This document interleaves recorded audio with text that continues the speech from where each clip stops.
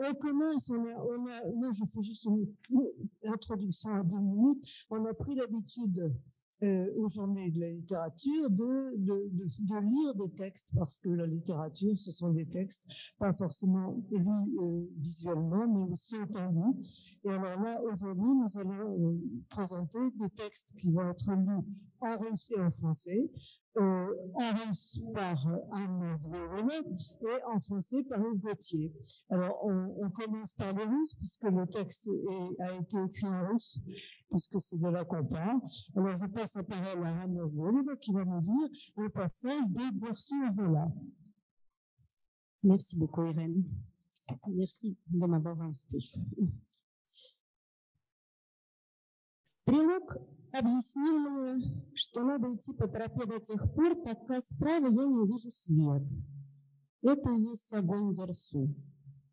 Шагов 300 я прошел в указанном направлении и ничего не видел. Я хотел уже было повернуть назад, как вдруг слабо, сквозь туман, в стороне заметил отблеск костра.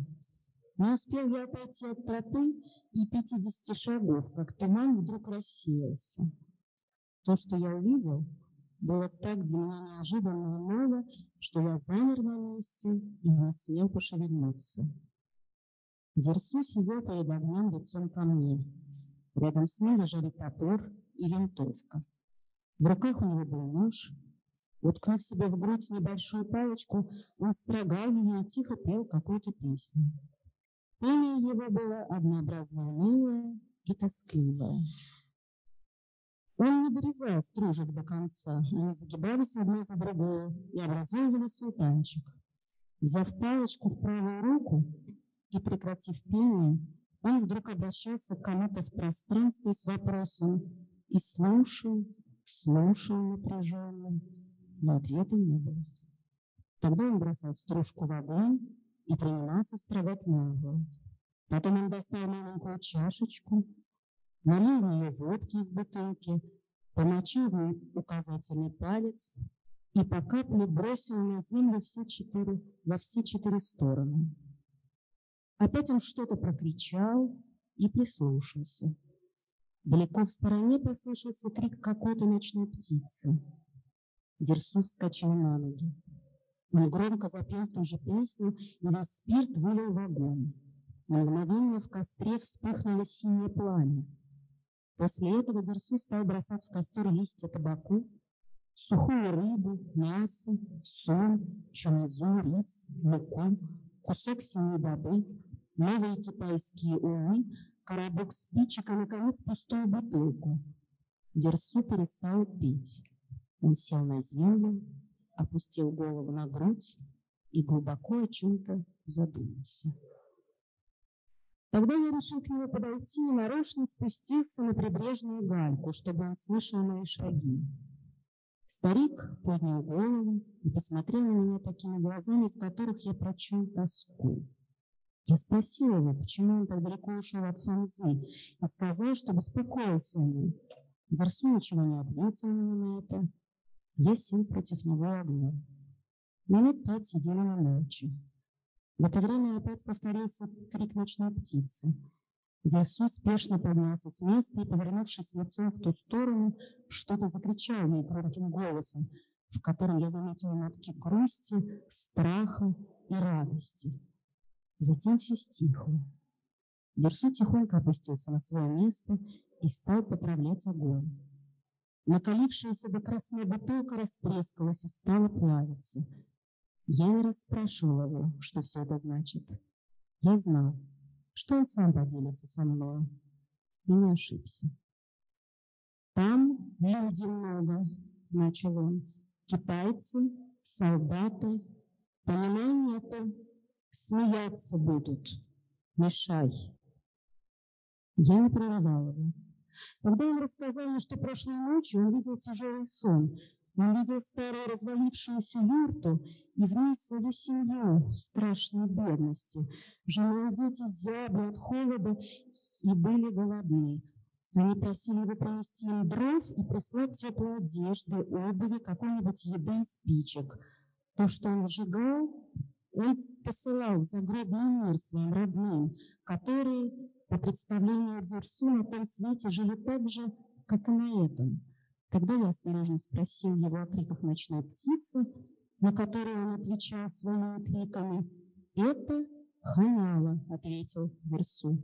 «Моя, думай, это была жена. Теперь она все получила. Наша можно в Фанзу ходить». Дзерсу встал и разбросал в сторону костер. Стало вдвое темнее. Через несколько минут мы шли назад по тропе. Дзерсу молчал, и я молчал тоже. Кругом было тихо.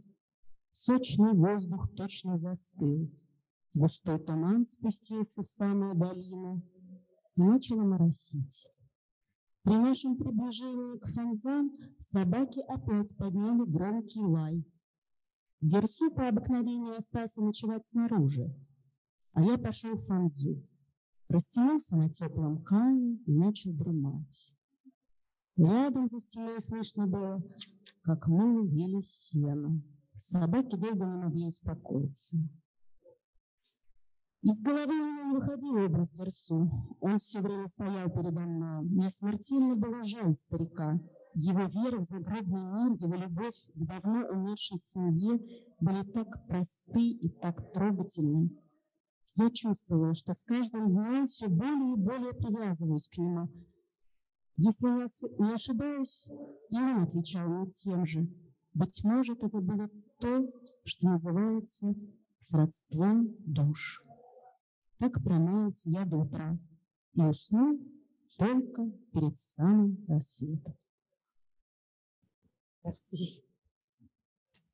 Est-ce que vous pouvez un petit peu, on aurait peut-être pu commencer par ça, situer un petit peu le passage pour les gens qui n'ont pas... Un passage important du livre, et ce passage est un aveu. L'aveu d'une amitié et cette révélation qu'il fait à son lecteur et à lui-même, Arsenieff, que Dirsou et lui sont deux âmes sœurs. Et un passage aussi important parce que Arsenieff pénètre plus que jamais dans l'intimité philosophique de Dirsou, dans sa prière et dans son dialogue avec les esprits. Et puis un passage d'une immense tendresse parce que au-delà de la peinture de l'amitié qu'on découvre à la lecture, il y a des aveux. La tristesse pour Dirsou d'avoir perdu sa femme, l'amour de Dirsou pour sa femme. En vérité, il y a beaucoup de choses dans ce passage. Qu'il est excellemment choisi. Charge à moi d'en faire maintenant la lecture à voix haute. Je me crois le matin chez moi parce que ma journée commence par la lecture à voix haute devant moi-même de mes pages traduites la veille. Le fusilier m'expliqua quel sentier suivre jusqu'à une lumière que je devais voir sur ma droite. C'était là le feu de Dirsou. Je fis quelques 300 pas dans la direction indiquée, mais ne trouvai rien. J'allais rebrousser chemin lorsque j'aperçus à l'écart, à travers la brume, la lueur d'un feu. Je quittai le sentier. À peine 50 pas plus loin, le brouillard se déchira soudain. Ce que je vis me parut tellement inouï que je m'en trouvais quoi. Dirsou était face à moi, assis devant un feu. Il y avait à terre, près de lui, sa hache et son fusil. Il taillait des tiges fichées contre sa poitrine en chantant doucement quelque chose de monocorde et splinétique. Il ne les taillait pas entièrement, mais les frisait en plumeaux. Il en prenait une de sa main droite et, cessant brusquement de chanter, lançait une question dans le vide à je ne sais qui. Ceci fait, il tendait une oreille attentive, mais pas de réponse. Alors il jetait la ramille au feu et se mettait à en tailler une autre. Ensuite, il prit une petite tasse, y versa de l'eau de vie d'une bouteille, y mouilla l'index et fit tomber une goutte à terre aux 4 points cardinaux. Jeta encore un cri et tendit l'oreille. Au loin retentit le ululement d'un oiseau de nuit. Dirsou se leva d'un bond. Il entonna le même chant à pleine voix et vida la bouteille d'alcool dans le feu. Une flamme bleue jaillit, éphémère. Puis Dirsou jeta au brasier des feuilles de tabac, du poisson sec, de la viande, du sel, du millet, du riz, de la farine, une bribe de coton bleu turquin, des bottes chinoises neuves en peau de renne, une boîte d'allumettes et, enfin, la bouteille vide. Dirsou cessa de chanter. Il s'assit par terre, rentra sa tête et se fit songeur. Alors, je décidai de m'approcher. Je fis exprès de descendre sur la grève de galets pour qu'il entendît mes pas. Le vieux leva la tête et me toisa d'une paire d'yeux chagrins. Je lui demandai pourquoi il s'était écarté aussi loin et lui dis que je m'inquiétais pour lui. Il ne répondit rien. Je m'assis devant lui, près du feu. 5 minutes se passèrent ainsi en silence. À ce moment, l'oiseau de nuit poussa un nouveau cri. Dirsou se leva aussitôt et, tourné dans sa direction, lui cria quelque chose d'une voix forte qui trahissait des accents de tristesse, de peur et de joie. Puis, à rien. Dirsou se rassit près du feu et se mit à raviver les braises. La bouteille, incandescente, éclata et se réduit en fusion. Je ne lui posai pas de questions, sachant qu'il m'expliquerait de lui-même, en quoi je ne me trompais pas. Là-bas, j'en beaucoup, commença-t-il. Chinois, soldats, eux, pas comprend. Eux, moquent, ça gêne. Je ne l'interrompis pas. Il me dit alors avoir fait un vilain rêve la nuit d'avant. Une vieille yourte en ruine avec dedans sa famille en état de terrible pauvreté. Sa femme et ses enfants tremblaient de froid, le ventre tenaillé par la faim, le priant d'apporter du bois, de chauffage et de leur procurer des habits chauds, des chaussures, des vivres et des allumettes. Ce que Dirsou avait brûlé, c'était des offrandes à ses proches qui vivaient dans l'au-delà comme on vivait en ce monde. Prudemment, je l'interrogeai sur les cris de l'oiseau de nuit, auquel il avait répondu par ses cris à lui. « C'est Canalia, me dit-il.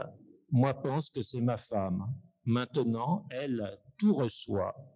On peut aller Fanza. » Dirsou se leva en éparpillant les restes du feu. L'obscurité redoubla. Quelques minutes plus tard, nous suivions le sentier. Lui silencieux, et moi de même. Alentour, tout était calme, l'air, gorgé, semblait s'être figé. Le brouillard épais s'était coulé dans la vallée et commençait à givrer.